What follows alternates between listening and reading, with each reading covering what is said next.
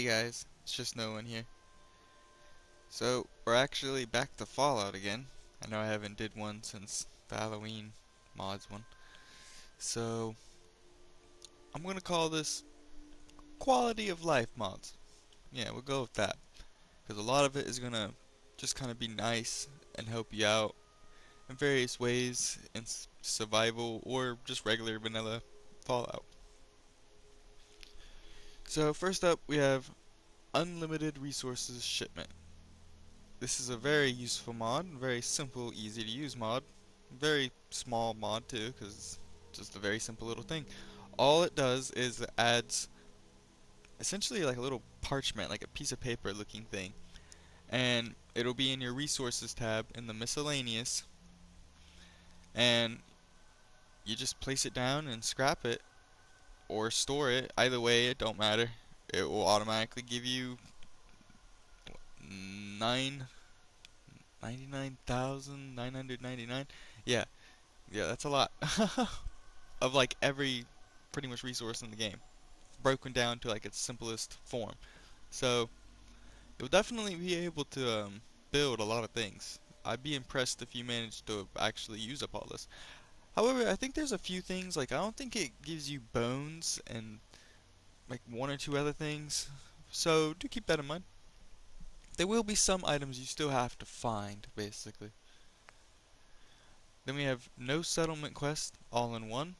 This unlocks all vanilla and DLC settlements, so the player does not need to complete any quests to obtain ownership of the workshops. And where it is a DLC one, it will require Nuka World, Far Harbor, and Automatron DLCs, because they are the ones that have settlements involved in like their DLCs. So it's just really useful. It's a lot easier to just kind of come into a place. I understand clearing out monsters, but you know, you should just be able to take it over anyways. Like, who's gonna say anything? You know, you're gonna clear them out eventually anyways. But then you have like people. I don't think they're gonna say much to a fully clad, either in regular armor or straight up power armor, and you know, armed to the teeth, walking up to them and just taking over their settlement. I don't think settlers are gonna really argue. And as long as you're not messing with them, I think they'd probably just be like, sure, we'll just take this guy or girl over some other crazy asshole in the wasteland. So, yeah, I feel like it's fine enough. Gets annoying doing quests.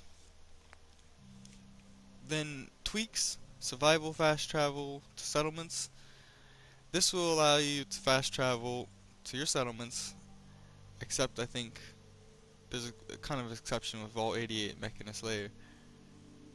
But this will allow you to fast travel even in survival mode, but only to your settlements. That's kind of its catch. Kind of makes finding settlements, even the ones you might not ever see yourself using, a little bit more useful, knowing that they can at least be fast traveled to when you're in survival mode. And settlement attack spawns outside. This is really nice because I always, when I first started playing Fallout 4, like way back when, I remember I built like a bunch of walls and everything. Like I made like my place secured. It was looking really nice too, because I had a nice little wall. I was like, yeah, I should be good. Nothing's gonna get in here to my people and everything, and it'll have, you know, my turrets to take them out. No, no. They just spawn right in the middle of your damn settlement. It's like, what? Huh? They just, do they have Institute technology? How do they just teleport into my settlement? What? My walls were useless? I only got the XP from it, I guess. Now it's just, I guess, for show, but it's useless. It's not at all for the reason I put them there. I thought I was actually making walls for a reason. Yeah, so this would just fix that by actually putting them outside, so they actually have to come, you know, running into your settlement and try and actually test your defenses that you made, not just teleport in like they have some Institute technology. So definitely useful. I feel like in anything, it just makes sense.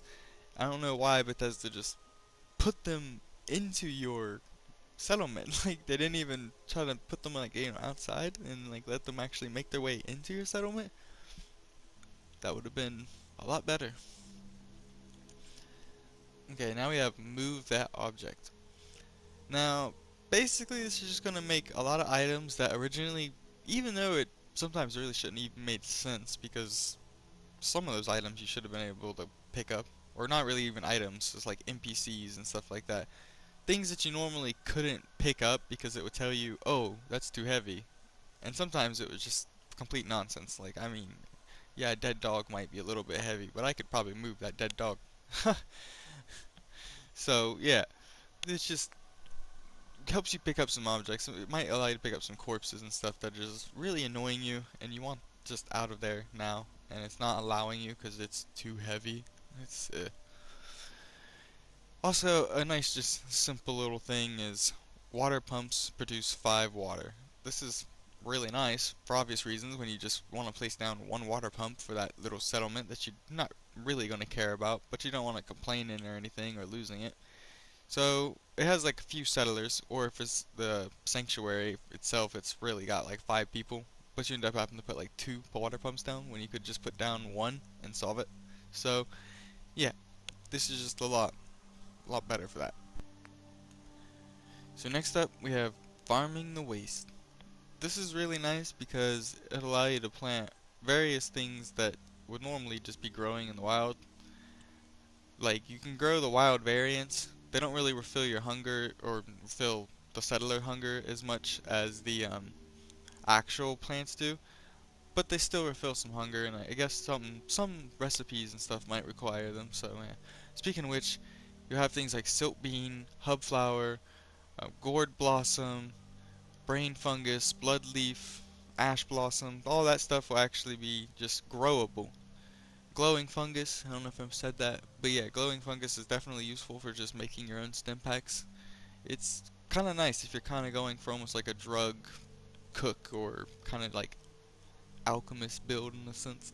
Then we have easier cooking recipes, which will allow you to cook one piece of food instead of like 3 mole rat chunks to make, mole rat chunks. You just kind of have like a mole rat chunk. You know what I mean? I don't know. It's just a little bit better instead of having the trying to make multiple. Like, I mean, what if I do just want to ration it out, you know? Kind of allows you to do that instead of just having to make a bunch of like 3 radroach chunks, you know? Then we have junk is junk, which is just going to allow you to scrap things that would normally be considered like miscellaneous. And again, it's a lot of items that you're like, why Bethesda? Like parts from like I think like bloat flies, the folders and books and stuff, like things like that that you should be able to scrap. I mean, they shouldn't just be undestroyable. I don't know. And then some of them do seem like it would make sense for them to have certain resources. However, I think this just goes for the base game, so yeah. They're not gonna have everything scrappable, but most of the things that you're gonna run into that just kinda make sense they're gonna have scrappable. A simple rowboat, Spectacle Island. Now, this is gonna put a rowboat that essentially acts like a door, and it's gonna allow you to travel from coasts from like the castle and Warwick, and you'll be able to go to Spectacle Island, as well as Spectacle Island back to them, I believe. So that's just really nice, like I said, especially in survival mode. More power, less noise. This is going to give you more power to your generators and stuff, and it's also going to make them a little bit quieter, which is nice because those bastards are annoying. Also, I feel like some of the power was a little bit annoying in some like areas whenever you needed to make certain things. And even some, like the windmill, I thought would be higher than 5. I don't know. Guess where it's just so big. Then we have 35 special points at the start. Simply adds more special points. It's 35, as it says there. So when you're making like your character, or rather, you're making your decisions on your stats, you have more points. I like this for times whenever you maybe you're just maybe you played a bunch like this, day and age, you probably had it a long time and played it a bunch. You don't want to restart and have to, work so hard just to get up to a build that you might be wanting to experiment with or something. This will essentially allow you to do that. As well as, you have perk innovation. This one will require DLC, but there is one that does not have DLC. And this will allow you to pick a perk at pretty much any level as long as you kind of have the perk points. So you can basically play with a level, you know, 10 special build, like at level 5, level 4 or 5, depending on like what you're trying to get. It's pretty nice. Again, helps you reach certain build playstyles a little bit faster if you really want to see if it's something you would really like playing with. Or like I said, maybe you're just bored of having to build up and you just want to play it. Role playing or something too, I don't know. Whatever your purposes may be. Persuasion, New Vegas style. This kinda tries to act more like the Vegas system, but also I feel like just older Fallout in general, to where you actually had, you know, a certain percentage you had to reach, and it basically would determine if you were actually going to make that check or not, and it didn't randomize like on how this will randomize to you. You can actually have a chance to fail even if you do have like 10 or 11, which I've had happen to me. It's rare, but it does happen, and it can probably happen at the worst possible moment, and you'd be like, are you fucking serious?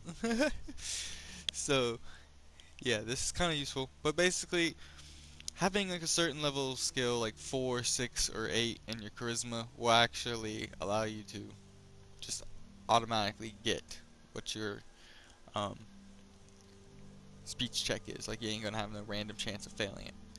And it does also count with like clothes and stuff like that. So you can still use that to increase like your chance or whatever if you wish. But yeah. Then we have Who's the General? Minutemen.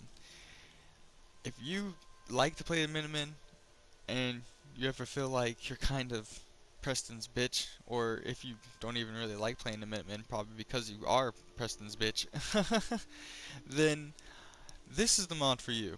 Because it basically takes it out of, doesn't take like Preston out, or for certain key moments it doesn't.